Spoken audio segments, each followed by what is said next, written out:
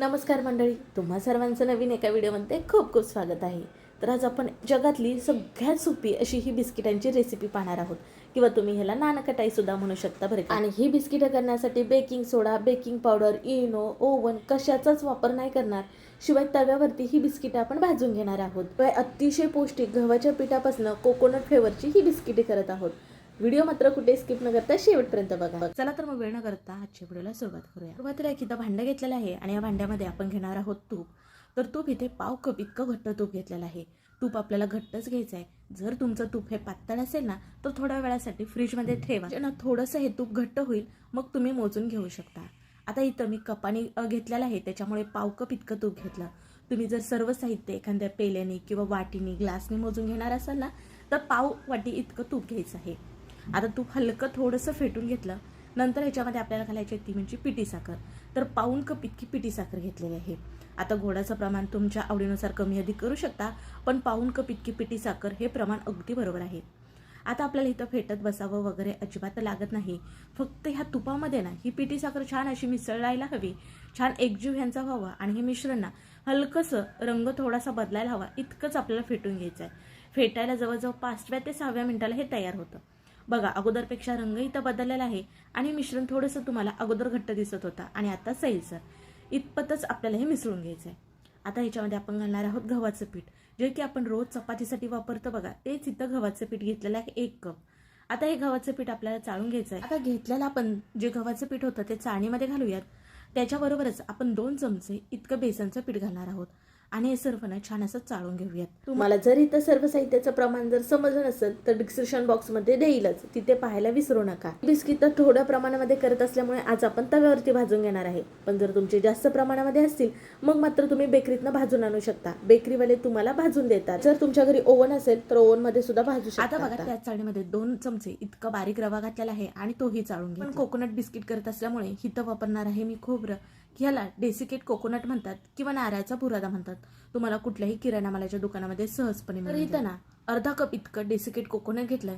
वरून थोडंसं मीठ घातलेलं आहे. कुठल्याही गोडाचा पदार्थ असला त्याच्यात मीठ घातलं की त्याची चव आणखी. आता आपल्याला सर्वांचा छान असा एकजीव करून घ्यायचा आहे. याच्यामध्ये दूध किंवा पाणी अजिबात वापरायचं नाही. आता जेवढं होता होईल एवढं मिसळून घ्यायचं, कारण आपल्या हाताच्या उष्णतेमुळे तूप हे वितळलं जातं आणि छान असा गोळा होतो. जर ह्याचा गोळा होईना तर वरून ना 1 किंवा 2 चमचे तूप वापरायचं आहे आणि पुन्हा हे पीठ मळायचं आहे. पण दुधाचा किंवा पाण्याचा वापर करायचा नाही. ही कोकोनट बिस्किट ना मी मुलांसाठी करत असल्यामुळे गव्हाच्या पिठाचा वापर केला. तुम्हाला हवं तर तुम्ही मैद्याचा सुद्धा वापर करू शकता. तुम्हाला सर्व साहित्याचं प्रमाण कळालं का? म्हणजेच की सर्व साहित्य हे कमी कमी प्रमाणामध्ये घेत यायचं आहे. जसं की आपण गव्हाचं पीठ 1 कप घेतलं होतं, त्याच्यासाठी पाऊण कप इतकी पिठी साखर घेतली, अर्धा कप इतका नारळाचा बुरादा घेतला, त्याचबरोबर पाव कप इतकं तूप घेतलेलं आहे. हे प्रमाण अगदी बरोबर आहे. फक्त तूप न वरून मला 1 ते 1.5 चमचा इतकं घ्यावं लागलेलं आहे, छान असा ह्या टाईपचा गोळा होसपर्यंत. मला कधी तुपाचं प्रमाण एखादा 2 चमचांना जास्त लागू शकतं, कारण हे गव्हाच्या पिठावर अवलंबून आहे. बघा, छान आपला एकसारखा जसं आपण गव्हाचं पीठ चपातीसाठी मळतो तसा इथं गोळा तयार झालेला आहे.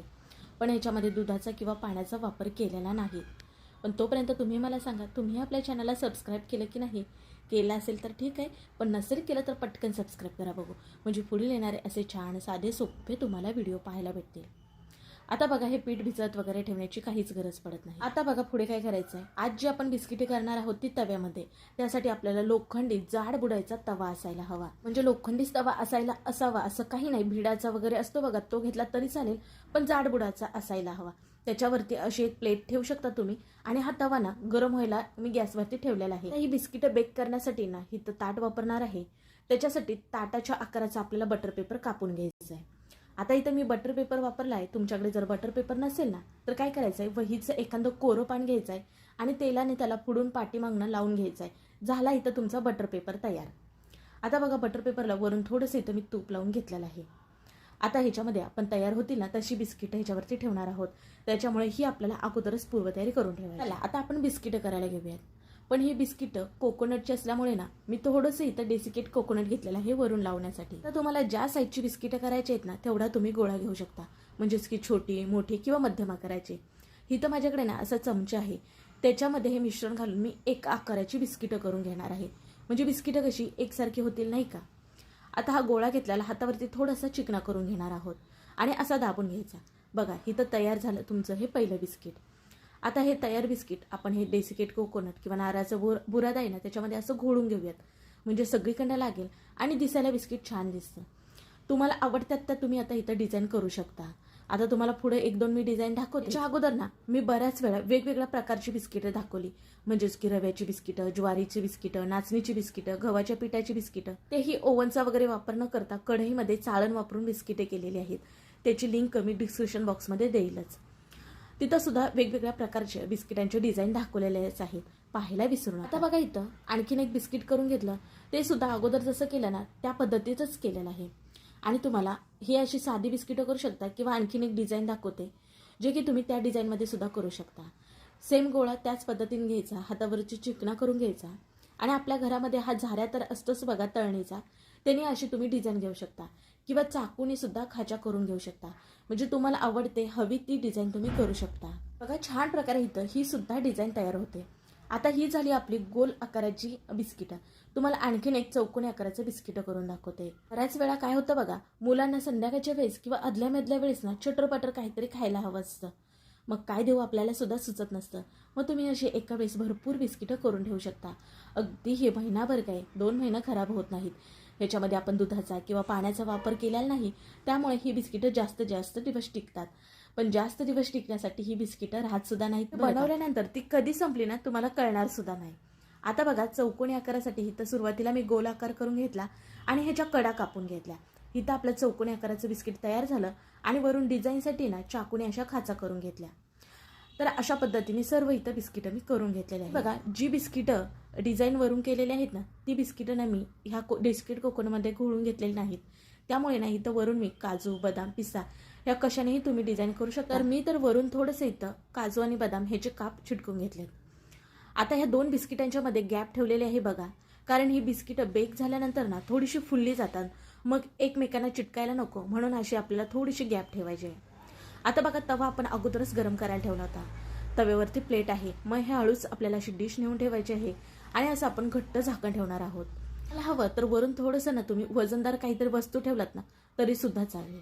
गॅस मात्र एकदम बारीक ठेवायचा आहे. बघू शकता इथे कुठेही गॅस वाढवायचा नाही. आता इथं बघा मी जवळजवळ ना 15 ते 16 मिनिटाला पाहत आहे. तर बिस्किटं छान अशी फुललेली आहेत, पण इथं आपली बिस्किटं तयार झालेली नाही. त्याच्यामुळे आपण पुन्हा याच्यावरती झाकण ठेवणार आहोत. असं अधूनमधून 1 ते 2 वेळा बघायचं आहे, कारण ना तव्यावरती सुद्धा अवलंबून आहे. तवा जर तुमचा पातळ असला तर ही बिस्किटं लगेच बेक होतील बरं का. आता इथं ना मी 10 मिनिटानंतर आणखीन पाहत आहे, म्हणजेच की अगोदर 15 मिनिटं आणि नंतर 10 मिनिटं, म्हणजे एकूण 25 मिनिटाला इथं मी चेक करत आहे. तर बघा बोट लावून असं चेक करायचं, आपल्या मिश्रण हाताला चिटकत नाही म्हणजे बिस्किटं तयार झालीत असे समजायचं, किंवा वरून हलकासा असा सोनेरी रंग यायला हवा म्हणजे समजायचं ही बिस्किट आपली तयार झाली. आता गॅस बंद करून ही प्लेट खाली काढून घेतली.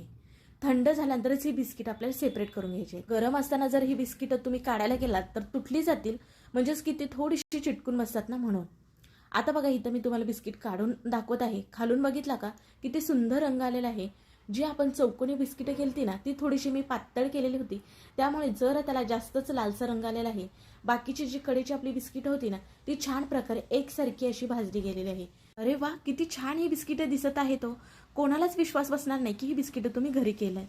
आणि ही बिस्किटं करायला किती सोपी हो, म्हणजे अगदी ह्याच्यामध्ये बेकिंग पावडर, बेकिंग सोडा, इनो या कशाचाच वापर न करता अगदी घरच्या साहित्यात तव्यामध्ये ही आपण बिस्किटं केली. वरून तर तुम्ही बिस्किट बघितलाच, आता इथं मोडल्यानंतर बघा, अरे वा किती खुसखुशीत इथं गव्हाची पौष्टिक अशी आपली कोकोनट बिस्किट तयार झाली.